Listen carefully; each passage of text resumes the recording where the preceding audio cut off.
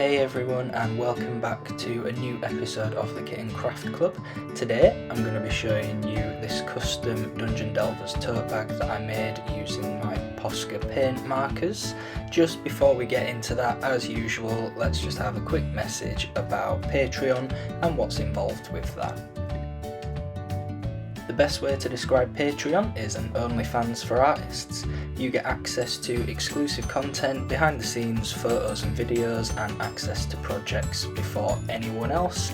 Each tier also offers different benefits depending on which one you select, and we have tiers starting from just £1 all the way up to £15 a month with some in between, so there is a budget for everyone. If you'd like to learn more, there is a link in the description, but without further ado, let's get into this video and make our Dungeon Delvers tote bag.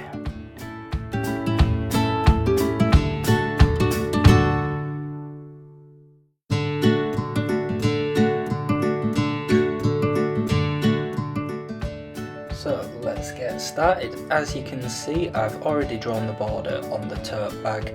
I did actually use a vinyl record sleeve to do the border. It turns out it was the perfect size for the tote bag that I was working on. So if you are wanting to try this at home and you do have records, I do recommend using that just to create a nice neat border, and it's the perfect size to fit this tote bag. Then once you've got the border, that then gives you an idea of the space that you're working with, and then you can fit the design within that. So as you can see from the opening scene, I've decided to go with the Dungeon Delvers image for this. We've got the castle in the background on the hill with some clouds and forests around it, with Iggy training on the front of the castle on the grass.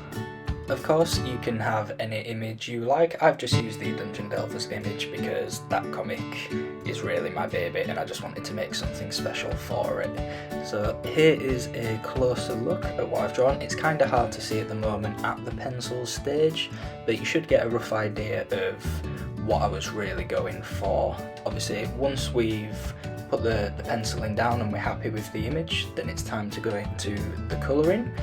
I've mentioned this before in previous videos, but if you haven't seen those, it's always best to start with the colour first, and then the black outline at the end will neaten everything up. So obviously you do want it to be as neat as possible, but don't stress too much if you do go over any of the lines, because the black outlining at the end will neaten everything up.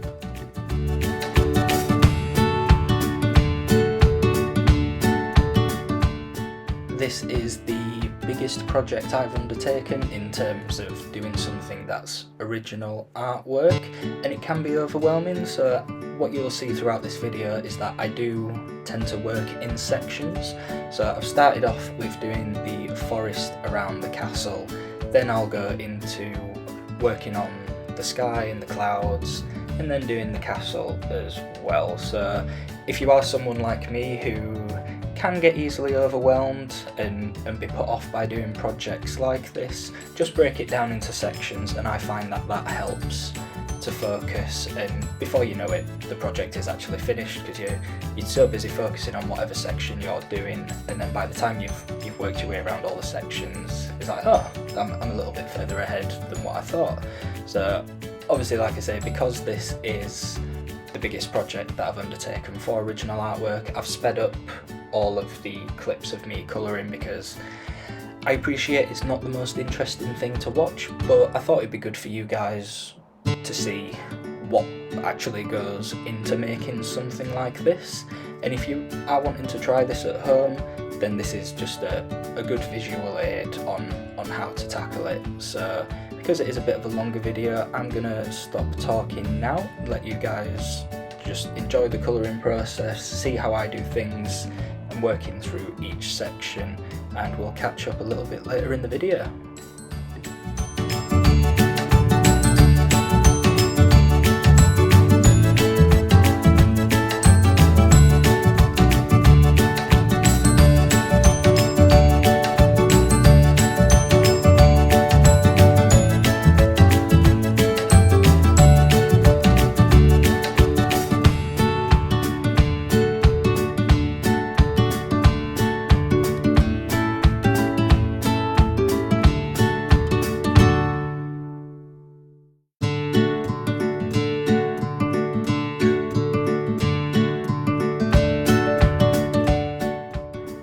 as you can see, it's really coming along now. I've completed the grass, I've completed the sky, I'm just putting some little bits of the castle together. You will notice as well throughout this video that I do take breaks just because of how long this actually took me. So we're coming up to the first break now, and jumping back in, just picking up where we left off, still focusing on the castle of course. So I've really broken this image into two halves. The first half being the one that I'm working on now. So we're doing the castle, sky, forest, everything involved with that. Then once we've finished that later in the video, you will see that I then focus on the bottom half of the image, and that's the grass in front of the castle and Iggy training as well. Like I say, this is just really helpful to not get overwhelmed.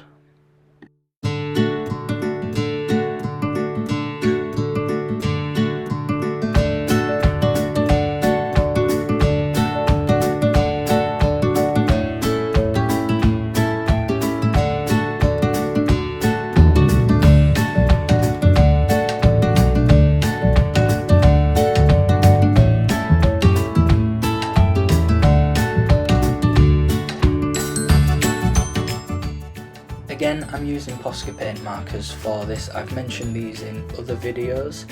Any bit of original artwork that I do, whether that's just making prints, the plant pot that we made a few weeks ago, obviously this tote bag as well, basically anything that requires me to draw physically from pen to material, paper, whatever it is, I use Posca paint markers. I can't recommend these enough. They do pay for themselves in the long run. They're extremely high quality, and as you can see from this video and others that I've made, the ink just sticks to whatever you're drawing on. I think they advertise it as being suitable for paper, fabric, rocks and things like that, so really you're not limited as to what you can draw on, obviously within reason. But I've had absolutely no problem with these, and I would recommend these to any artist who's thinking about having a go at this at home, whether you're an actual artist with your own small business as well. Posca paint markers, you can't go wrong with. One thing I will say about the Posca paint markers is that although they are an extremely high quality pen to use, that makes them not so cheap. So I'm not too sure what alternatives there are because I've not used them myself. I've just always used these Posca pens. But just a forewarning, they are a little bit expensive, but like I say, the lifespan that they have and the quality that they give, in my opinion, pays for itself in the long run. I will leave a link to the ones that I got in the description. I tend to find that if you, rather than, because you can buy them in individual colours, but that can get quite expensive, so rather than doing that, a lot of places sometimes do run sales, like Hobbycraft for example. At the time of recording this, I got an email the other day, they're having a 25% sale on all Posca pens, so stuff like that's really good to keep an eye out for, just to save you a little bit of money, because I think I got mine in a pack of, I think it was like 10 or 12 pens, and I'm sure that came to like 25 or 30 pounds, so by no stretch of the imagination is it cheap, but buying bundles like that, in my opinion, is a lot better because you get in quite a wide range of colours and different shades, which works out cheaper than buying them individually. And we're just coming up to the halfway mark now, so I'll be taking a break in a moment, but you can see that the top half is almost finished now. I'm just colouring in the door of the castle, and I'll give you guys a close-up of this so you can see it a little bit better. So this is what I mean by working in sections. So in my head looking at this, I'm thinking, oh well, I'm already halfway through, and that just helps me, like I say, not get overwhelmed. If you guys are the same, that really helps that mentality, because just looking at a blank canvas, as an artist I understand it can be quite overwhelming and sometimes you just don't know where to start. So breaking it down into sections does really help. So in this next part of the video, we're going to focus on the bottom half of the image, and that's with the front of the castle. We've got like a little grass verge with the path coming down from the doorway, and Iggy's on the front training with her sword as well.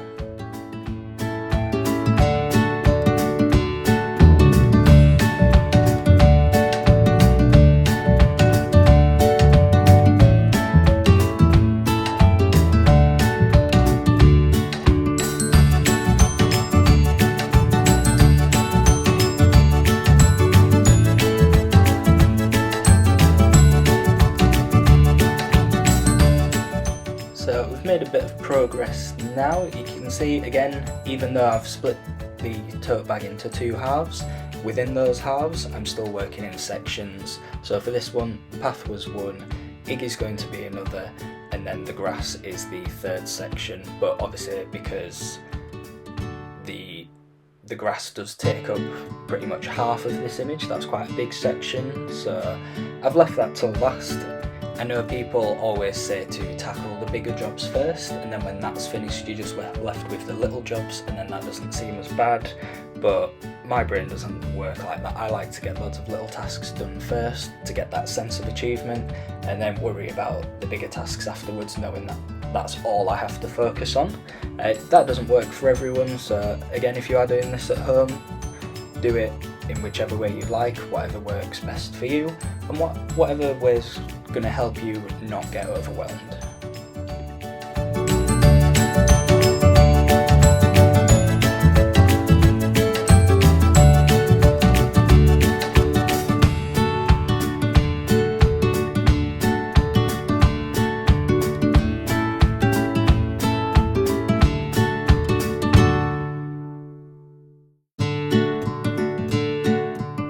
So as you can see, Iggy is pretty much finished now, so we're going to make a start on the grass. This isn't the most interesting part of the video because it's all the same colour and I'm just filling out one section, which did take quite a long time, so I've tried to speed it up so you guys don't just have to sit me colouring in with the same shade of green.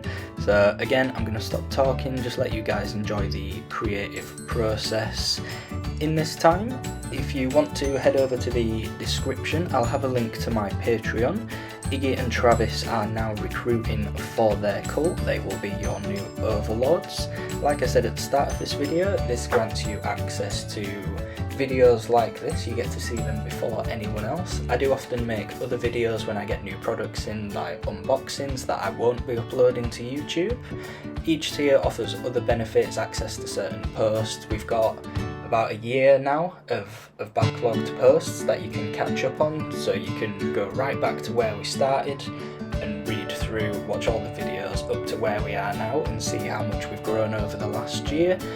Tiers offer physical and digital benefits as well, so we have a tier that will grant you an exclusive members pin badge that I will send out to your home, and other tiers offer benefits such as a digital PDF colouring page that you can download and colour in at home. That design is exclusive to Patreon. We do also have a general support tier that's only £1 per month, so if you want to join the cult and support us and support what I do and help us keep feeding the cats, but you're not too bothered about seeing any of the exclusive posts or getting any of the rewards, then £1 a month is really nothing in these times. So like I say, we've got a tier for everyone, and regardless of which one you select, it really does mean the world. As an artist, this is my full-time job, and Patreon is the best way for me to basically earn a stable income. You pay it monthly just like you would Netflix or Disney Plus, and it just really does help me out. Obviously sales each month can fluctuate, events can fluctuate, so a monthly income like that really does help. And as you can see now, we've finished all of the colouring, so all that's left to do is go back through with the black outline. That'll just neaten everything up and really sharpen the image. Again, this is all sped up. This is probably the easiest part of the process because you know you're on the final stretch, and as you're doing it you can actually see the image take shape. You can see already in the castle that it's it's giving it some definition and it's now really making it stand out. You don't have to outline everything, of course. You'll see at the end of this video that I've chosen to leave the clouds without the outline, just to give them a little bit of a softer look. Obviously, clouds aren't that defined, they're something that just floats, so that looks nice without the black outline, because you don't want it to look too harsh, but everything else, with it being solid imagery and solid objects, you want them to stand out and pop.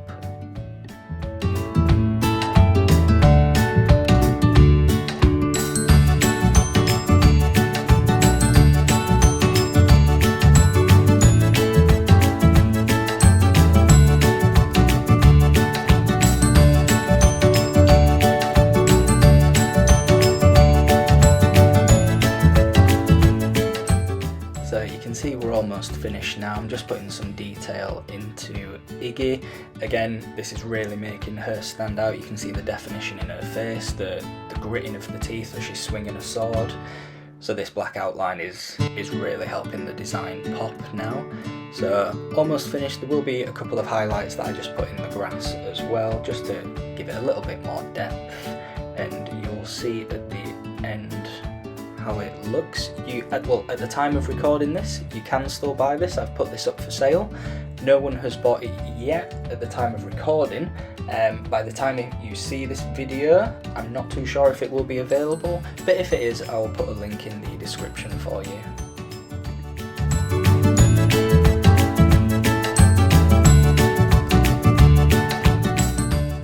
We are finished. Here is the final tote bag. You can see what I mean by the black outline really making it pop. This has been an absolute labour of love. Like I said, this was the biggest project for original artwork that I've ever undertaken, and I absolutely loved working on it, despite how exhausting it was. But here's just a few close-up details for you. If you enjoyed this video, give it a like, leave me a comment if you tried this at home, and of course subscribe so you can be notified when the next video goes live. Subscribe to our Patreon in the description, otherwise I will see you guys next time. See you everyone.